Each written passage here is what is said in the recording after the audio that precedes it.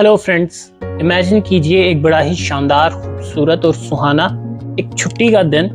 सुबह सवेरे आप उठते हैं और कुछ लोग आपके घर में फैमिली के साथ मसरूफ होते हैं, कुछ अभी भी सो रहे हैं और आपके शहर में कुछ बड़े और बुजुर्ग जो हैं इबादत करने जाते हैं, क्योंकि ये एक छुट्टी का और इबादत का दिन है आपके शहर में। इस छुट्टी के दिन में कुछ ज़्यादा खास बात है क्योंकि अभी जस्ट मौसम बदल रहा है और गर्मी से सर्दी आ रही है और हल्की हल्की ठंडक सी महसूस होती है और ये सुबह कुछ ज़्यादा शानदार लगती है। पर इतनी देर में ही आपके शहर पे एक missile attack, surprise missile attack आके गिरता है। थोड़ी सी हलचल मचती है, इतनी देर में दूसरा, तीसरा और सायरन बजने लगते हैं शहर में पूरे। और आप कुछ भी कर रहे होते हैं, चाहे सो रहे होते हैं, फैमिली के साथ टाइम स्पेंड करें या इबादत कर रहे हो, आप क्या करते हैं, फौरन से जाके अंडरग्राउंड बंकर्स में छुपने लगते हैं। और मिसाइल्स की गिनती रुकना बंद ही नहीं हो रही। 1 से 10, 10 से 100, 100 से 1000 और न जाने कितने मिसाइल्स आपके शहर पे गिरते जा रहे हैं। और आप सब जो है अंडरग्राउंड बंकर्स में छुपते हैं मिसाइल से बचने के लिए। मिसाइल्स अभी रुकते नहीं कि आसमान से कुछ लोग आते हैं और वो हथियारों से लैस निहत्ते बच्चे, बुजुर्ग, बूढ़ों, जवान, औरत किसी को नहीं देखते और कत्लो गारत करना शुरू कर देते हैं। इतनी देर में आप शायद समझने बैठेंगे कि एक जो खूबसूरत और सुहाना दिन था, ये क़यामत के दिन में बदल चुका है और शायद आज क़यामत का दिन है। और यहाँ पे एक सरप्राइज़ आपको ये मिलता है कि आप अपने टीवी पे या रेडियो से अंडरग्राउंड बंकर में सुनते हैं कि आपके मुल्क का वज़ीर आज़म कह रहा है वी आर एट वॉर। अब इस इमेजिनेशन को अगर आप हकीकत का नाम देना चाहते हैं तो हम सब जानते हैं कि मैं इसराइल और फ़लस्तीन के कॉन्फ्लिक्ट की बात कर रहा हूँ। ये जो मैंने किस्सा आपको सुनाया, ये 7 अक्टूबर 2023 की सुबह का वाक़या है कि जब ज़्यादातर इसराइली अपने घर में सो रहे थे तो 5000 मिसाइल्स इसराइल पे आके गिरे। उसके बाद एक इसराइल के प्रेसिडेंट ने स्टेटमेंट जारी की कि वी आर एट वॉर। अब इसराइल और फ़लस्तीन का कॉन्फ्लिक्ट 100 साल पुराना है। 100 साल से वहाँ पे झगड़े, जंगें देखने को मिल रही हैं। अब हम उनके कॉन्फ्लिक्ट्स में नहीं जाएंगे, उनकी जंग में नहीं जाएंगे, उनकी वजह में नहीं जाएंगे, या हार जीत में नहीं जाएंगे, या कौन ताकतवर है और कौन कमज़ोर है उसमें नहीं जाएंगे। मेरा इस वीडियो में आपको बताने का मतलब ये है कि हम ये समझ सके दो चीज़ें कि एक जब वॉर चलती है कि तो उसका सबसे पहले जो इफेक्ट पड़ता है वहाँ के लोकल लोगों पर कैसा पड़ता है जिन दो मुल्कों के दरमियान जंग छिड़ने लगी है, और उसका इफेक्ट एक दूसरे कॉन्टिनेंट में, दुनिया की दूसरी जगह पे जहाँ पे वॉर चलने लग रही है, उसका इफेक्ट हमारी नॉर्मल ज़िंदगी पे कैसा असर डालता है। और जो तीसरा मेरा पॉइंट ऑफ व्यू है वो मैं आपको इस वीडियो के आखिर में बताऊँगा, क्योंकि वो बहुत ही एक सीरियस मैटर है, इसलिए मैं आपको वो बिल्कुल लास्ट में बताता हूँ, ठीक है। पर अभी के लिए हम ये जानने की कोशिश करते हैं कि एक वॉर को मतलब समझने की कोशिश करते हैं कि वो उधर के लोकल्स पे कैसे इफेक्ट करेगी और हमारी लाइफ पे, डेली लाइफ पे कैसे इफेक्ट करेगी। तो सबसे पहली चीज़ तो है, जो आज के दौर में जंग लगती है कहीं पे भी, किसी भी कंट्री में, वो चाहे जो हमने 2 साल पहले देखी रशिया और यूक्रेन की वॉर, या चाहे अब ये इसराइल और हमास की वॉर जो इस टाइम चढ़ चुकी है, 1 हफ्ता हो चुका है उसको। अब इस पॉइंट को बड़े गौर से सुनिएगा क्योंकि इसी की बात मैं लास्ट में जाके करूँगा कि अब जहाँ पे भी जंग लगती है उसका सबसे पहले मीडिया में खबरें चलना शुरू होती हैं और वो पहुंचती हैं आम लोगों तक, हम तक, ठीक है। और जैसे ही वो आम लोगों तक पहुंचती है, कंट्री टू कंट्री पहुंचती है, हम उस खबरों को सुन के अपने अपने पर्सपेक्टिव के हिसाब से किसी ना किसी कंट्री को सपोर्ट करने लगते हैं। कि जैसे अभी चल रही है इसराइल और फ़लस्तीन की वॉर, जो कि वेस्टर्न कंट्रीज़ और ग्लोबल लेवल पे इसको इसराइल और हमास की वॉर कहा जा रहा है, लेकिन लोकल लेवल पे आम लोग इसको इसराइल और फ़लस्तीन की वॉर कह रहे हैं। तो अब इसराइल और फ़लस्तीन की वॉर में हम अपना पर्सपेक्टिव चुन लेंगे, क्योंकि हम पाकिस्तान से हैं, तो मोस्ट ऑफ द पाकिस्तानी, बल्कि ऑलमोस्ट सभी फ़लस्तीन की सपोर्ट में सोशल मीडिया पे पोस्ट करने बैठ जाएंगे। और अगर ये वॉर थी पहले रशिया और यूक्रेन की, तो हर कोई अपने अपने पर्सपेक्टिव के हिसाब से कुछ रशिया को सपोर्ट करेंगे और कुछ यूक्रेन को सपोर्ट करेंगे। तो हम सब किसी ना किसी को सपोर्ट करने लगते हैं सोशल मीडिया पे। अब एक वॉर छिड़ चुकी है आज के दौर में, और वॉर का सबसे पहला इम्पैक्ट जो है हम वो समझने की कोशिश करते हैं। वॉर का सबसे पहला इम्पैक्ट जो है वो पड़ता है वहाँ के लोकल्स पे। जिस भी कंट्री में वॉर छिड़ी है, वो भले ही जो पुरानी वॉर्स हमने देखी वॉर थी, या अब की जो वॉर है इसराइल और फ़लस्तीन के दरमियान है, यहाँ पर मैं चाहूँगा कि आप कुछ देर के लिए बिल्कुल न्यूट्रल हो जाएं। अगर आप प्रो फ़लस्तीनी हैं तो भूल जाएं आप फ़लस्तीन को सपोर्ट करते हैं, या अगर आप में थोड़ी सी गुंजाइश कहीं पे है, आप कहीं पाकिस्तान के बाहर से देख रहे हैं, यूएई में देख रहे हैं या इंडिया से देख रहे हैं और आप इसराइल को सपोर्ट कर रहे हैं, किसी भी किस्म से आप किसी भी कंट्री को सपोर्ट कर रहे हैं, कुछ सेकंड्स के लिए आप टोटल भूल जाएं कि आप किसको सपोर्ट कर रहे हैं और मेरी बात समझने की कोशिश करें कि सुबह सवेरे का वक्त आप अभी, कुछ लोग उठे भी नहीं, कुछ बड़े और बुजुर्ग इबादत कर रहे हैं, 5000 मिसाइल्स, सरप्राइज मिसाइल्स आपके शहर पे आके गिर जाएं। अभी हम इनमें उन हमलों की बात नहीं कर रहे कि जो हमास ने पानी के थ्रू, वाटरशिप से और एयर के थ्रू आके, मतलब अपने फौजियों के थ्रू किए, उसकी बात नहीं कर रहे। सिर्फ आप इमेजिन करें 5000 मिसाइल्स एयर स्ट्राइक आपके शहर पे आके गिरे और आप में से कुछ अभी सो रहे हैं, कुछ जाग रहे हैं, कुछ भी कर रहे हैं, सुबह है या रात है। जब वो 5000 मिसाइल्स आके ज़मीन पर गिरेंगी, बिल्डिंग पे गिरेंगी, तो वो तो ना ये पूछेंगी कि आप इसराइली हैं, और वो 5000 मिसाइल्स ना ये पूछेंगे आप फ़लस्तीनी हैं। और उस टाइम इसराइल में पूरी दुनिया से लोग थे, अमेरिकन्स, यूरोपियंस, एशियंस और हर तरह के लोग थे। और एक मेजर बात मैं आपको ये बता दूं कि उस टाइम इसराइल में फ़लस्तीनीज़ जो गाज़ा में रहने वाले हैं या वेस्ट बैंक में रहने वाले हैं, उनको वर्क परमिट मिलता है इसराइल में जाके काम करने का। वहाँ पे लॉट ऑफ फ़लस्तीनीज़ थे। अब 5000 मिसाइल्स जब गिरी, उनमें से किसी मिसाइल ने ये नहीं पूछा कि कौन इसराइली है, कौन जूइश है, कौन क्रिश्चियन, कौन मुस्लिम, कौन फ़लस्तीनी है। ऐसा नहीं किया कि जो फ़लस्तीनी था उस मिसाइल ने फ़लस्तीनीज़ को छोड़ दिया। तो अब कितने ही लोगों ने सफ़र किया जिसमें फ़लस्तीनी भी शामिल थे, अब जिसमें अमेरिकन, यूरोपियंस, एशियंस शामिल थे, क्योंकि हम सब जानते हैं कि एक हर बड़ी कंपनी तब जो हेड ऑफिस और कोई ना कोई किसी ना किसी तरीके से सब कुछ लिंक इसराइल से लगता है, ठीक है। हर लोग, हर तरह के लोग वहाँ पे शामिल थे, जिनका जंग से कोई ताल्लुक नहीं था, जिनका इसराइल से कोई ताल्लुक नहीं था, जिनका फ़लस्तीन से कोई ताल्लुक नहीं था। वो अपनी फैमिलीज के साथ थे and they survive that war. उनके कुछ मारे गए, कुछ हॉस्टेजेस बना के गाज़ा ले जाए गए हमास के द्वारा, ठीक है। हमास ने जिनको हॉस्टेजेस बनाया उनमें से जो 11 लोग हैं वो अमेरिकन हैं, 7 फ्रेंच हैं और बाकी कुछ एशियंस और लोकल इसराइलीज को वो हॉस्टेज बना के गाज़ा ले गए। और ये था सबसे पहला इम्पैक्ट कि जब भी कहीं पे हमला होता है तो हथियार, बंदूक से निकलने वाली गोली या तोप से निकलने वाला गोला नहीं पूछता कि कौन इसराइली, कौन फ़लस्तीनी, कौन रशियन, कौन यूक्रेनियन, ठीक है, कौन इस्लामिक, कौन नॉन इस्लामिक, कौन किस रिलीजन से है, कि किसकी एज क्या है, किसकी एज कौन है, किसका जेंडर क्या है। सिर्फ बर्बादी फिरती है और इस बर्बादी का नुकसान बर्दाश्त करना पड़ता है आम लोगों को। अब ये तो था जो हमास ने हमला किया 7 अक्टूबर को इसराइल पर। इसके मुकाबले में इसराइल ने जो किया, अब इसके हमास के 7 अक्टूबर के जो सरप्राइज एयर अटैक था, उसमें इसराइल के प्रेसिडेंट ने ऐलान किया है कि हम हमास को तबाह व बर्बाद कर देंगे। उन्होंने कहा जहाँ जहाँ से भी उन 5000 मिसाइल्स को लॉन्च किया गया गाज़ा में से, हम उस हर जगह को बर्बाद कर देंगे, ठीक है। और उसके बाद इसराइल के पावर मिनिस्टर ने इसराइल गाज़ा को जाने वाली सारी पावर सप्लाई काट दी, सारी लाइट बंद कर दी। अब कह सकते हैं कि जिस दिन से जंग है शायद इस गाज़ा के लोगों के पास लाइट नहीं है।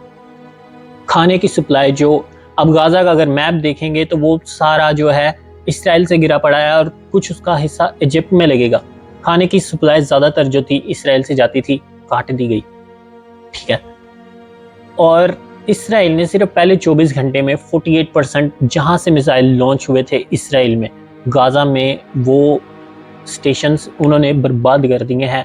और अब यकीन करेंगे उनमें से कुछ गाज़ा के हॉस्पिटल्स थे, हॉस्पिटल से मिसाइल्स लॉन्च की गई और इसराइल ने अब नहीं देखा कि कुछ हॉस्पिटल था, कुछ स्कूल था, किसी भी किस्म का था।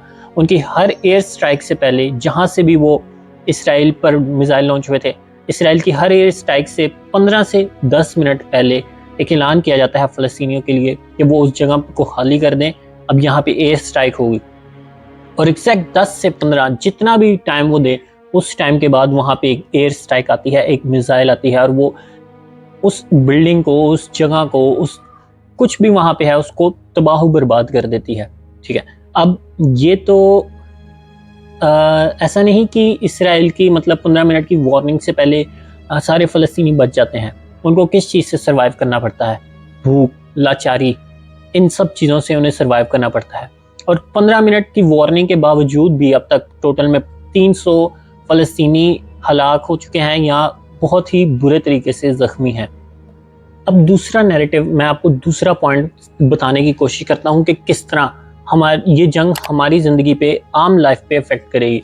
अब में से कुछ लोग कहेंगे यार जंग तो दुनिया के एक हिस्से में चलने लग रही है, हम तो पाकिस्तान में बड़े आराम से रह रहे हैं, क्या हम तो छोड़ के दुबई जाना चाह रहे हैं, पाकिस्तान से जाना चाह रहे हैं, इस जंग का हमसे क्या, हमारी लाइफ में इसका क्या इम्पैक्ट? तो ये सुनना बड़ा ज़रूरी है इस टाइम कि अगर आपको शायद याद होगा 2 साल पहले जब रशिया और यूक्रेन की वॉर थी, उसके कितने ख़तरनाक इम्पैक्ट पड़े हमारे पाकिस्तान पे और ग्लोबल पूरे यूरोप में। बड़े ही ज़बरदस्त रिसेशन देखने को मिले, बड़ी ज़बरदस्त मतलब क्राइसिस देखने को मिले।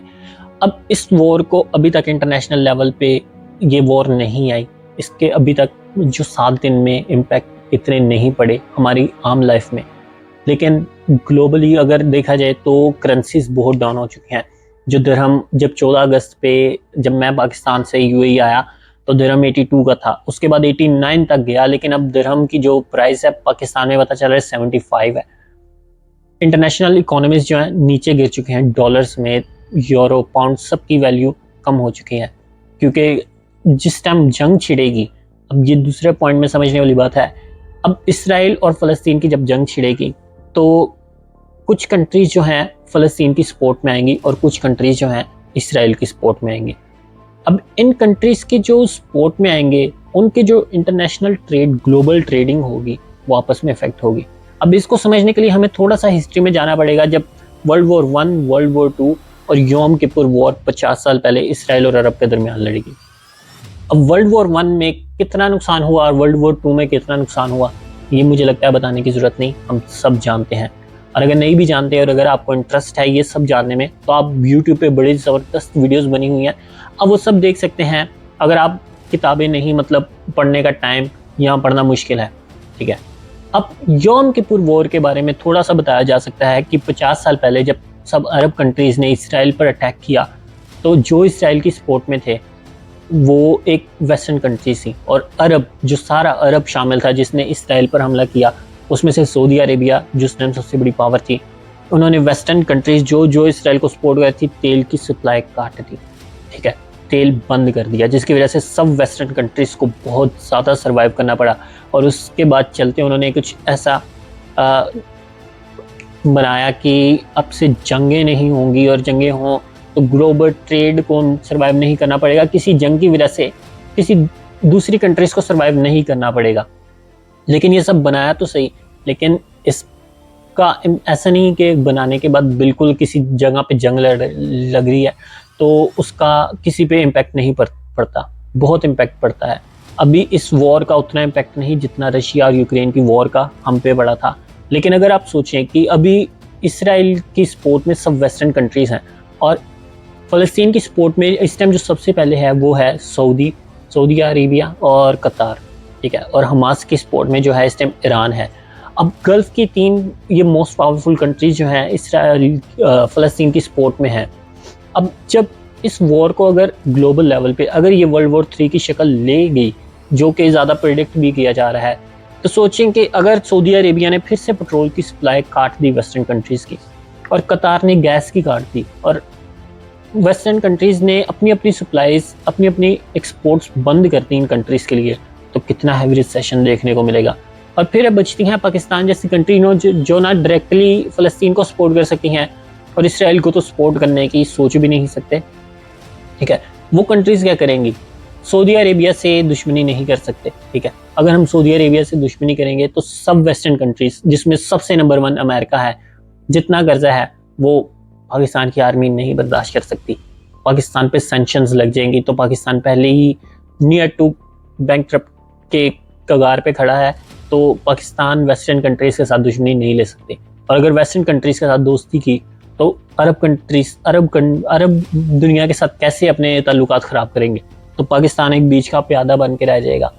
और जब ये सब होगा, सबसे पहले अगर पेट्रोल की प्राइस ही हाई हो जाए। सोचें कि अभी जो पेट्रोल आप अगर 300 में ले रहे हैं पाकिस्तान में, और वही पेट्रोल जो 400 में 450 में आपको मिलने लगे, और आपकी इनकम वही रहे जो आपकी नॉर्मल इनकम है 30, 40 या 50 हज़ार, तो कितना फ़र्क आ जाएगा। आप दुबई आना चाहते हैं या इंग्लैंड, यूरोप, कहीं पे भी जाना चाहते हैं, छोड़ दें दुबई आने को या बाहर कंट्री जाने को। सिर्फ आप अगर सोचें डेली के काम करने हैं, आपने ऑफिस जाना है, बच्चों को स्कूल छोड़ना है, और वही पेट्रोल अपने एवरेज के हिसाब से 150 आप ज़्यादा कर लें, पेट्रोल ज़्यादा तो हर चीज़ ज़्यादा, तो ये वॉर का इम्पैक्ट आपकी लाइफ में इस तरह पड़ेगा। महंगाई, इन्फ्लेशन आपकी कंट्री को फेस करनी पड़ेगी, और यही वजह है कि अमीर अमीर से अमीर होते हैं, इन्फ्लेशन, और गरीब गरीब से गरीब होते हैं। और अब लास्ट में बात कर ली जाए जो पॉइंट 3 मैंने आपको बताया था, जब मैंने आपको कहा था बड़े ध्यान से सुने कि ये पॉइंट गौर करने वाला है। तीसरा पॉइंट जो है, एक वॉर को सरवाइव करना और वॉर को सोशल मीडिया पे सपोर्ट करना। अब आप में से कुछ बहुत पोस्ट करेंगे वी स्टैंड विद फलस्तीन, कुछ पोस्ट करेंगे वी स्टैंड विद इसराइल। आपसे एक गुजारिश है कि क्यों ना इसके कि वी स्टैंड विद फलस्तीन, वी स्टैंड विद इसराइल, हम ये पोस्ट करें वी डोंट वांट वॉर, क्योंकि वॉर आखिरकार इसराइल में हो या फलस्तीन में हो, मरना आम लोगों को ही पड़ता है। और एक अगर ये वॉर इसराइल के और फलस्तीन के बॉर्डर के कॉन्फ्लिक्ट्स हैं तो उस तक हम एक सपोर्ट कर सकते हैं, लेकिन अगर ये वॉर इसराइली और फलस्तीनियों आम लोगों की जान लेने पर आ जाए तो हमें ये वॉर नहीं चाहिए। तो हमें एक इस वीडियो को मतलब समझने की कोशिश करना पड़ेगा कि हमें एक कैंपेन चलानी पड़ेगी कि वी डोंट वांट वॉर, ठीक है, ना इसराइल में, ना फलस्तीन में, ना रशिया में, ना यूक्रेन में, और इंडिया पाकिस्तान में तो बिल्कुल ही नहीं, क्योंकि हम दोनों ही न्यूक्लियर पावर्स हैं। तो आपके वो जो दोस्त नहीं जानते कि इस वॉर का क्या इम्पैक्ट है लोकल फलस्तीनीज पे, लोकल इसराइलीज पे, क्या इम्पैक्ट पड़ेगा आप पर, जो आपके रिश्तेदार बाहर हैं, यूएई में हैं, इंग्लैंड में है, यूरोप में है, जो आप जिस कंट्री में रह रहे हैं, उनके साथ ये वीडियो शेयर करें। एक कैंपेन चलाने की कोशिश करें कि हमें वॉर नहीं चाहिए, इंस्टेड इसके कि हम इसराइल को तबाह करना चाहते हैं, या हम फलस्तीन को तबाह करना चाहते हैं, या हम हमास को बर्बाद करना चाहते हैं। और अगर अभी आप इन करंट अफेयर्स के बारे में जो इसराइल और हमास के दरमियान चल रहे हैं, फलस्तीन और इसराइल में, इसके बारे में और जानना चाहते हैं, तो मैं दो बड़ी ही ज़बरदस्त यूट्यूबर्स की वीडियोस डिस्क्रिप्शन में डाल दूंगा, आप जाके ज़्यादा देख सकते हैं, क्योंकि मैंने ज़्यादा डिटेल में बात नहीं की कि वो क्यों जंग लड़ रहे हैं, क्या जंग लड़ रहे हैं, कैसे लड़ रहे हैं। हमने सिर्फ ये जानने की कोशिश की कि इसका इम्पैक्ट आखिरकार हम लोगों पे क्या पड़ेगा, आम लोगों पे क्या पड़ेगा। तो आप वो वीडियोस जाके देख सकते हैं, लिंक डिस्क्रिप्शन में डाल देता हूँ। और वीडियो पसंद आई तो इसको शेयर करें उनके साथ जो नहीं जानते कि एक वॉर के क्या इम्पैक्ट पड़ते हैं आम लोगों पे और हम लोगों पे। तो हमें वॉर नहीं चाहिए, हमें जंग नहीं चाहिए, हमें जंग रोकने की कैंपेन चलानी है। और इस वीडियो को शेयर करें और लोगों तक ये पैगाम पहुंचाएं। बाकी नेक्स्ट वीडियो में मिलते हैं, अपना ध्यान रखें।